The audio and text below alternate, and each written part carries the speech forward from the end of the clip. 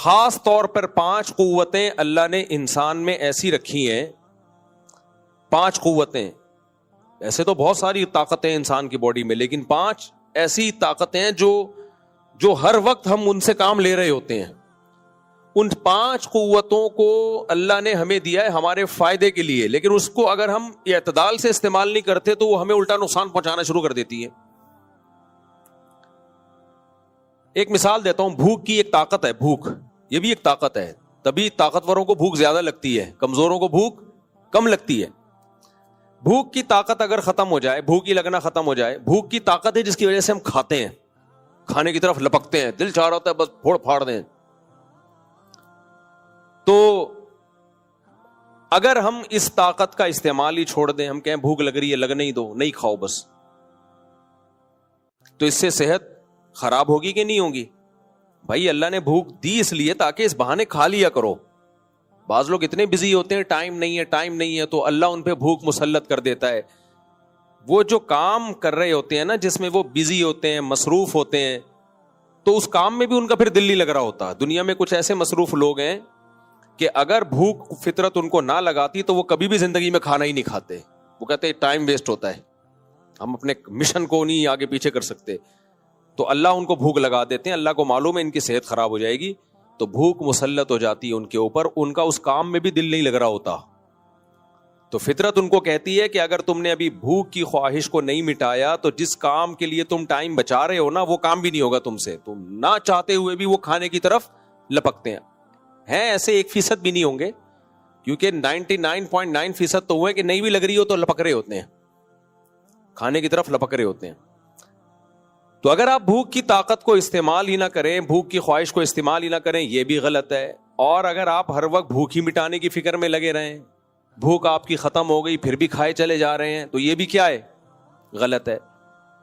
تو اللہ نے اس میں ایک اعتدال دیا ہے. بھائی کتنا کھانا ہے, کھانا بھی ہے, یہ نہیں کہ اوائڈ ہی کرتے رہنا ہے, اور کتنا کھانا ہے, کس سے کتنا بچنا ہے, اس کا ایک اصول اور ضابطہ میڈیکل سائنس نے بھی بتا دیا اور اسلام نے بھی بتا دیا.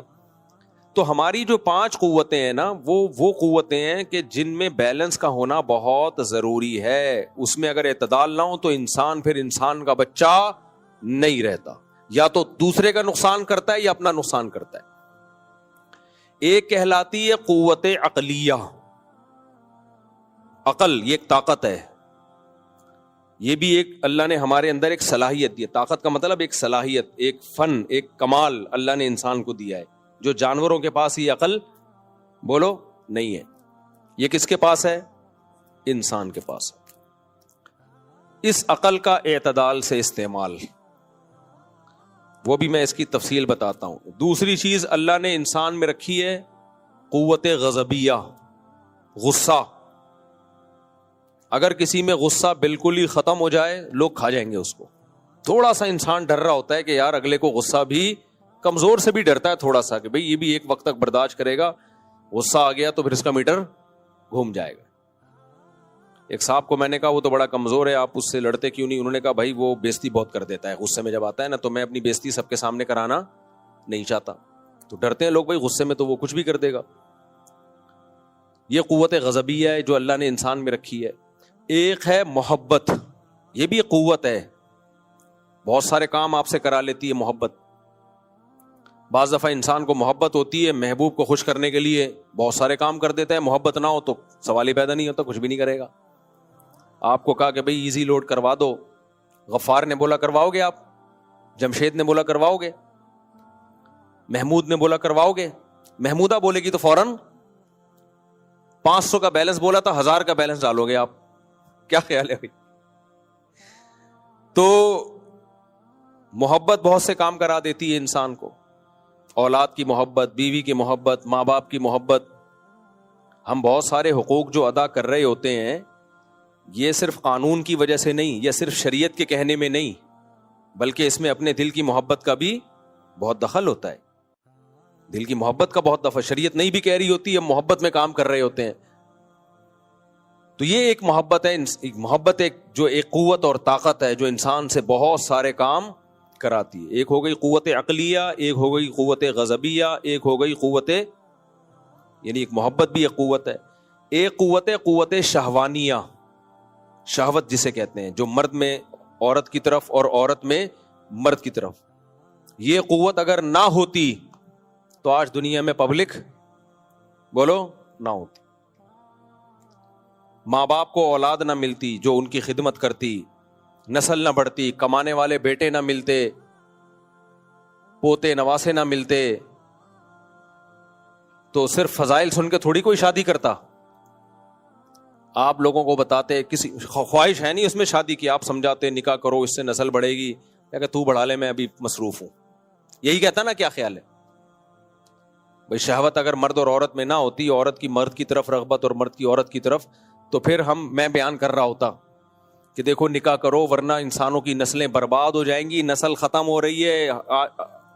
یہ جو دنیا میں آبادی ہے تقریباً 6 ارب، یہ مر گئی تو ختم، یہاں بندروں کا راج ہوگا، پھر دوبارہ سے ڈارون بندروں کو انسان بنائے گا، کروڑوں خربوں سال لگیں گے اس میں. کیا خیال ہے؟ یہی ہوگا نا. ڈارون تو اب گیا، اب بندر ہی آ کے بتائے گا کہ ہم انسان بنیں گے خربوں سال کے بعد، تو نسل بڑھ جائے گی، لوگ کہیں گے بڑھنے دو. کیا خیال ہے؟ لوگ کہیں گے کیوں ہم خرچے پالیں اپنے ذمے، ایک عورت کا پھر بچوں کا، بس صحیح ہے انجوائے کر رہے ہیں لائف کو. لیکن ابھی آپ کے اندر شہوانی جذبات ہیں. جیسے ہی میں شادی کی بات کرتا ہوں آپ جنت جہنم پہ اتنا نہیں بھڑکتے، شادی کی بات سنتے ہی آپ کے دل کی دھڑکنیں تیز ہو جاتی، ایک دم پورے ہلنا شروع ہو جاتے ہو اور بولتے ہو بس یہی ٹاپک چلاؤ، اب کوئی دوسرا ٹاپک ہی نہیں ہوگا. تو یہ کیا ہے؟ یہ قوت شہوانیہ ہے جو مرد اور عورت میں اللہ نے مسلط کی ہے. جیسے بھوک مسلط کی ہے، بھوک ختم ہو جائے، ہوٹلوں کا بزنس بولو ختم. چاہے تیری میری بریانی کا ہو، وہ جو ہم ربن کاٹ کے آئے، یا کسی میری تیری بریانی کا ہو، آڑی ترچھی بریانی ہو، ٹیڑھی میڑھی بریانی ہو، سیدھی سادھی بریانی ہو، کوئی بھی ہو، کچھ بھی نہیں چلے گا بزنس. بھوک مجبور کرتی ہے ہم پیسہ خرچ کریں، روٹی خریدیں، گوشت خریدیں، بریانی خریدیں، برگر خریدیں، تو یہ سب بھوک اور پیاس ہمیں مجبور کرتی ہے. تو یہ جو چوتھی چیز ہے یہ ہے قوت شہوانیہ، یہ بھی انسان کے اندر اللہ نے قوت رکھی ہے. پانچویں چیز ہے قوت، یعنی محبت کے اپوزٹ میں بیان کرنا چاہیے، بغض اور نفرت. محبت کے اپوزٹ کیا ہے؟ بغض اور نفرت.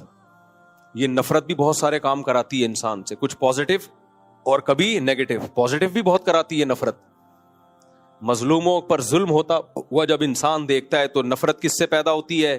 ظالم سے. یہ نفرت نہ ہوتی تو اس کے خلاف خالی فتوے سن کے اور شریعت کی موٹیویشن سے کام نہیں ہوتا. نفرت کے ایک جذبات پیدا ہوتے ہیں.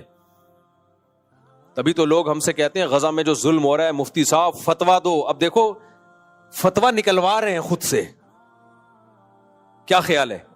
صحیح ہے، اچھا جذبہ ہے یہ لوگوں میں. بھائی آپ کیوں نہیں دے رہے؟ دے چکے ہیں بہت سے لوگ فتوا، بڑے بڑے علماء، ہم بھی اور سب لوگ دے چکے ہیں، لیکن پھر بھی لوگ کہتے ہیں بار بار دو، بار بار دو. کسی اور ٹاپک پہ تو نہیں کہتے مفتی صاحب بار بار فتوا دو کہ سود حرام ہے، کیوں نہیں دے رہے فتوا؟ بار بار دو فتوا. مفتی صاحب بار بار فتوا دو کہ اکٹھی 3 طلاقیں ناجائز ہیں، بار بار. نہ نہ نہ نہ بھائی، ایک قوم پہ ہم ظلم ہوتا ہوا دیکھ رہے ہیں، جذبات بھڑکتے ہیں تو ایک دم ظالم کے خلاف نفرت کے جذبات پیدا ہوتے ہیں. وہ جذبات ابھارتے ہیں انسان کو، بھائی اس پہ کام ہونا چاہیے. ظالم کو پکڑو، جا کے مارو اس کو، روکو اس کو، بائیکاٹ کرو اس کا. تو یہ کام کون کرا رہا ہے؟ نفرت، بغض. سمجھتے ہو کہ نہیں سمجھتے؟ اور حقیقت ہے شریعت میں جیسے محبت کے فضائل ہیں نا، نفرت کے بھی بڑے فضائل ہیں اگر وہ صحیح جگہ پر ہو.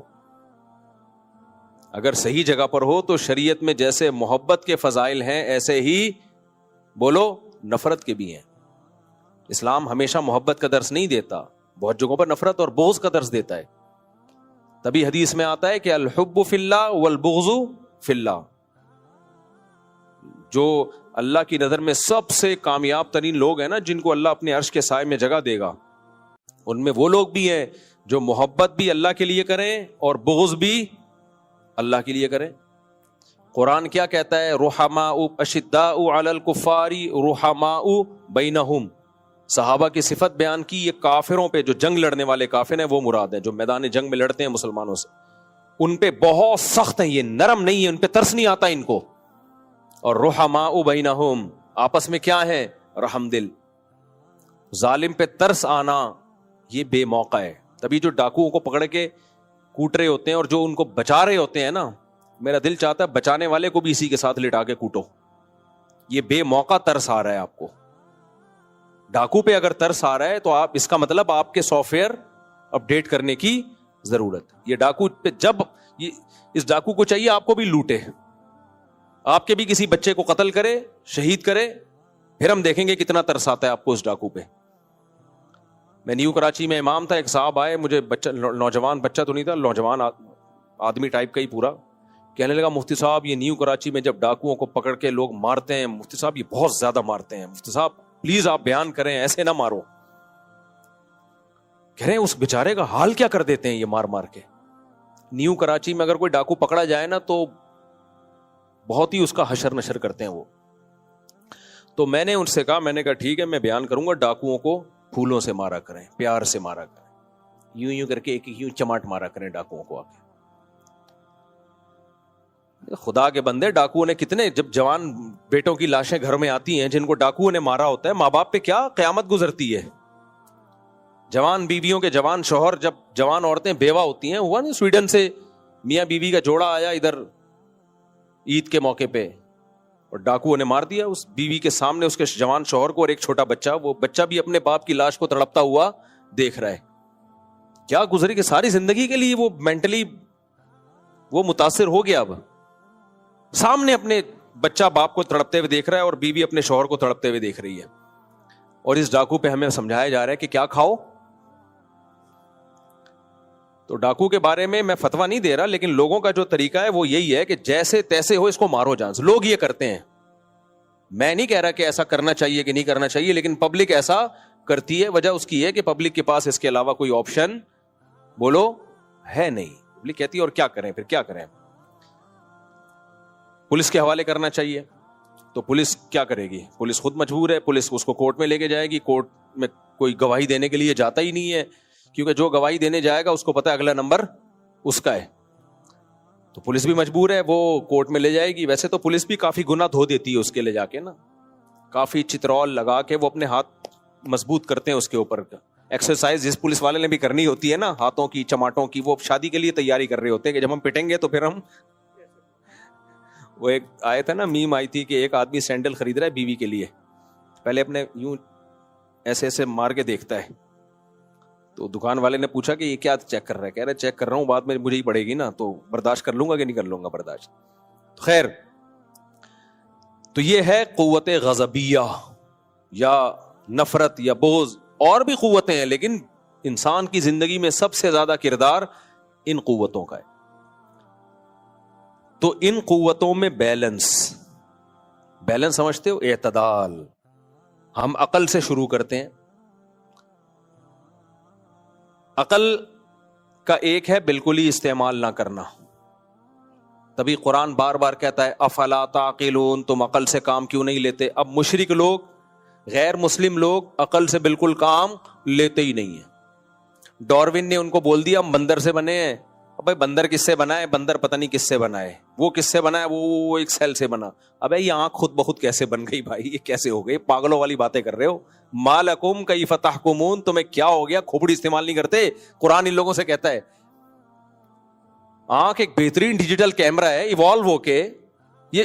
اچھا میں بار بار ایک بات کہتا ہوں, ایتھیس اور ملحد لوگ نا آپ کو اس زندگی کی شروع میں تو پھنسا دیتے ہیں, لے جاتے ہیں, لیکن جو اصل سوال ہے اس کو پی جاتے ہیں ہمیشہ. جیسے اہل حدیث لوگ جب 3 طلاق کی بات آئے گی نا, وہ گھماتے ہیں, آپ کو گھماتے ہیں. جو اصل ہمارا کوشچن ہے اس کو پی جاتے ہیں کہ حضرت عمر نے حلال کو حرام کیسے کر دیا. یعنی 3 طلاق کو ایک قرار دے کر جس کے لیے حلال بیوی تھی اس پہ حرام کر دی, جس کے لیے حرام تھی اس کے لیے حلال کر دی. یہ سیاست تھوڑی ہے, تو دین میں تحریف ہے. آپ یہ بولو کہ حضرت عمر نے دین میں تحریف کی اور سارے صحابہ نے ٹھنڈے پیٹوں اس تحریف کو برداشت کر لیا, تو یہ بولو نا, منہ سے پھوٹو نا. آپ کو شرم کیوں آ رہی ہے یہ بولتے ہوئے؟ بولو تاکہ ہمیں پتا چلے آپ کا دعویٰ کیا ہے. لیکن اہل حدیث بہت گھمائے گا بات کو طلاق کے مسئلے میں, اس بات کا جواب قیامت تک نہیں دیں گے, بلکہ وہ گھمائیں گے تمہارے فلاں دیوبندی نے بھی 3 کو 1 کہا, فلاں نے. اب سارے دیوبندی بھی بول دیں ہماری صحت پہ اس سے فرق نہیں پڑتا, ہم نے کلمہ اللہ کے رسول کا پڑھا ہے صلی اللہ علیہ وسلم, اور صحابہ نے سب سے پہلے دین کو سمجھا ہے. تو آپ ہمیں کیا سمجھتے ہو؟ ہم دیوبندی کا ہمارے ساتھ اگر دم لگی ہوئی ہے تو کیا ہم قرآن و سنت چھوڑ دیں گے؟ تو آپ 100 دیوبندیوں کے حوالے بھی دے دو، ہم نہیں مانیں گے. آپ میرے شیخ کے حوالے لے آؤ، مفتی عبدالرحیم صاحب ہیں، مفتی رشید احمد صاحب ہیں، پھر بھی نہیں مانیں گے، کیونکہ ہم نے اس پہ ریسرچ کی ہے. بھائی ریسرچ ایک چیز پہ ہوتی ہے تو کون مانتا ہے؟ تو گھماتے ہیں باتوں کو، گھماتے ہیں. ایسے ہی ملحد وہ بھی گھماتے ہیں باتوں کو. بدعتی وہ بھی کیا کرتا ہے؟ بات کو گھماتا ہے. آج ایک صاحب آئے، وہ کہنے لگے کہ میں نہیں مانتا صحابہ کو، اس طرح کی کوئی بات کر رہے تھے. تو میں نے کہا کہ آپ کے صحابہ کے نام ماننے سے پتہ ہے ہوگا کیا؟ آپ بولو میں قرآن کو نہیں مانتا، سیدھا سیدھا. یہ تکلف کرنے کی ضرورت نہیں ہے کہ میں مسلمان ہوں اور میں صحابہ کو نہیں مانتا. کہہ رہے ہیں کیوں بھائی؟ میں نے کہا بھائی یہ قرآن ہمیں پہنچا کہاں سے ہے؟ صحابہ سے پہنچا ہے. اور کس نے پہنچایا؟ یہ ایک جم غفیر ہے.